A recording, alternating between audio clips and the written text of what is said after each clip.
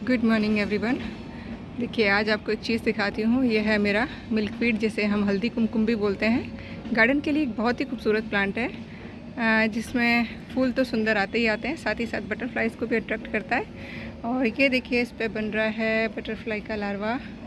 ये monarch butterfly का caterpillar है, जो कि इसी पौधे पर आती हैं। ये इस बटरफ्लाई का होस्ट प्लांट है। तो आपको अपने पौधों पर इस तरीके के कैटरपिलर या लार्वा दिखें तो आप उन्हें हटाइएगा मत, मारिएगा मत। कुछ पत्तियां खाते हैं, बस पौधे को कोई नुकसान नहीं पहुंचाते हैं और फिर बटरफ्लाइज बन के उड़ जाते हैं। और नेचुरल अगर आप उनको सही एनवायरनमेंट देंगे तो वो बार बार आपके यहाँ पर आएंगे, क्योंकि उन्हें सेफ़ महसूस होगा। तो ऐसे जब भी कोई जीव दिखें आपको, उन्हें मारिएगा मत।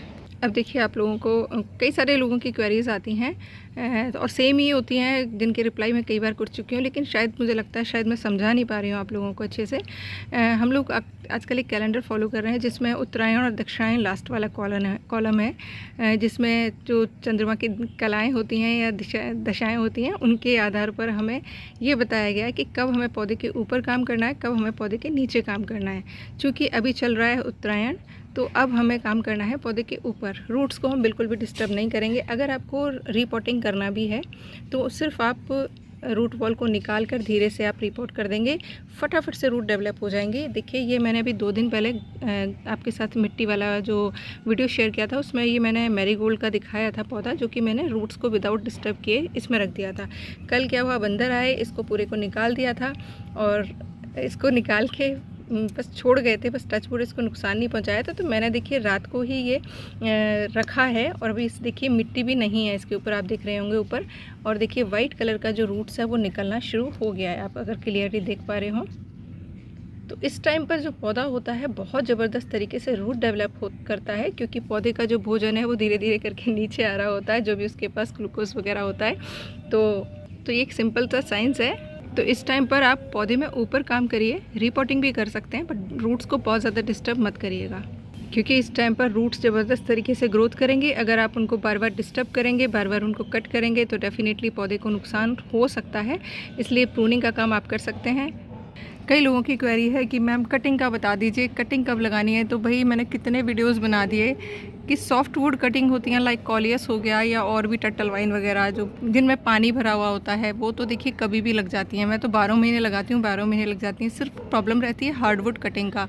तो हार्डवुड कटिंग में किसी भी पौधे की आप लगा रहे हैं, देखिए मेन तो इम्पॉर्टेंट होता है सीज़न कौन सा है। अगर आप भरी मई जून में लगाएंगे उन पौधों को, तो देखिए कटिंग के सर्वाइवल के चांसेस बहुत कम रहेंगे। लेकिन अगर आप सही मौसम पर लगाते हैं तो डेफिनेटली चांसेस सक्सेस होने के काफ़ी हद तक बढ़ जाते हैं। सिर्फ आपने ध्यान क्या रखना है, फूलों वाले जो डेट है उसमें फूलों वाले पौधों की लगाइए, फल वाले हैं फल वाले की लगाइए। एक सिंपल सा लॉजिक है, उसको ध्यान रख लीजिए। लेकिन सीज़न का ध्यान रखना पड़ेगा। मॉइस्चर लेवल हाई होनी चाहिए, ह्यूमिडिटी लेवल हाई होना चाहिए, तभी आपकी कटिंग लगती है। इसीलिए बारिश के मौसम में कहा जाता है कि आप कुछ भी मिट्टी में दबाओगे वो ईज़िली डेवलप हो जाएगा। तो अब आप सीज़न का देखिएगा। अगर आपके यहाँ बहुत ज़्यादा गर्मी है तो ट्राई मत करिएगा, सॉफ्ट वुड कटिंग कर सकते हैं। हार्ड वुड कटिंग के लिए आपको सीज़न का वेट करना पड़ेगा, थोड़ा टेम्परेचर सही रहे, ह्यूमिडिटी लेवल हाई रहे, तभी आप लगाइएगा। और आजकल टेरेस पर इतना काम है कि मेरे 2-3 घंटे कब निकल जाते हैं मुझे पता ही नहीं चलता। इतने बड़े जंगल को अकेले मेंटेन करना बहुत मुश्किल हो जाता है। कई बार बहुत ज़्यादा थक जाती हूँ, बट ये है कि खुशी भी इन्हीं से मिलती है। तो बस अभी जितने भी पॉट्स हैं उनकी नीचे से उठा के सफाई कर रही हूँ, क्योंकि बहुत गंदगी बारिश में जमा हो गई है। बहुत सारे केंचुए आ गए हैं, जो कि वापस मैं उठा के मिट्टी में डाल रही हूँ। प्रूनिंग का काम कर रही हूँ। जितने भी पौधे हैं जिन पर मुझे बीज बिल्कुल नहीं चाहिए, उनके बीजों को रेगुलर हटा के उसी पॉट में डाल रही हूँ। तो अगर आपको पौधे पर लास्ट तक फ्लावरिंग चाहिए तो कुछ बीज बना लीजिएगा, बाकी बीज हटाते रहिएगा, रेगुलर फ्लावरिंग होती रहेगी। बट हाँ, कुछ सीड ज़रूर बनाइएगा, क्योंकि सीड होंगे तो डेफिनेटली आपके आगे काम आएंगे। और अब आपके साथ में कुछ वीडियोस ऐसे शेयर कर दूंगी जो यूट्यूब पे ऑलरेडी मैंने अपलोड किए हुए हैं। बस उनमें ध्यान रखिएगा, बीज बोते टाइम मिट्टी का ज़्यादा नहीं, कोकोपीट का अगर आप यूज़ करेंगे तो बहुत अच्छे रिजल्ट आएंगे। क्योंकि मैंने जो नोटिस किया है पिछले साल भर में, कोकोपीट में जर्मिनेशन बहुत फास्ट हो जाता है और रूट्स भी फटाफट से फैल जाती हैं। और आजकल बंदर डेली आ रहा है, क्योंकि उसे खाने के लिए अपराजिता की फलियां मिल रही हैं, बैंगन मिल रहे हैं, कद्दू भी, एक कद्दू तो ख़राब कर दिया उसने, दूसरे का देखती हूँ। नहीं तो मैं ये सारी बेल हटा ही दूँगी अब, क्योंकि अननेसेसरी 2-3 पॉट भी घिरे हुए हैं और फिर कुछ अब मिलेगा भी नहीं। तो मैं कोशिश करूँगी सब्जियों की अब जो सर्दियों में आने वाली है उनकी तैयारी करूँ, क्योंकि हरा साग बंदर नहीं खाता है। तो समय से काम निपटाते रहिएगा। आज कड़ी पत्ता को पूरा प्रून करके इसके सारे पत्ते सुखा के रखूँगी सर्दियों के लिए, क्योंकि सर्दियों में ही डोरमेंसी में चले जाता है मेरे यहाँ। तो बस यही कहना चाहूँगी, पौधे की प्रकृति को समझकर उसकी कटिंग लगाइए, इजीली लग जाएगी। जैसे कि देखिए ये मैं वनरिंग जू, इसमें हर नोड एरिया पर रूट्स निकल रही हैं आजकल, और इसको अगर मैं यहाँ रख भी देती हूँ तो यहाँ से रूट डेवलप हो जाएगी। तो बस पौधे को थोड़ा सा समझिए किसकी आप लगा रहे हैं। आई होप आपके क्वेश्चन का आंसर मिल गया होगा।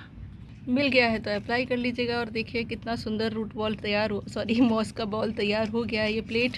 और ये देखिए मेरा छोटा सा कोकोनट शेल में कितना खूबसूरत।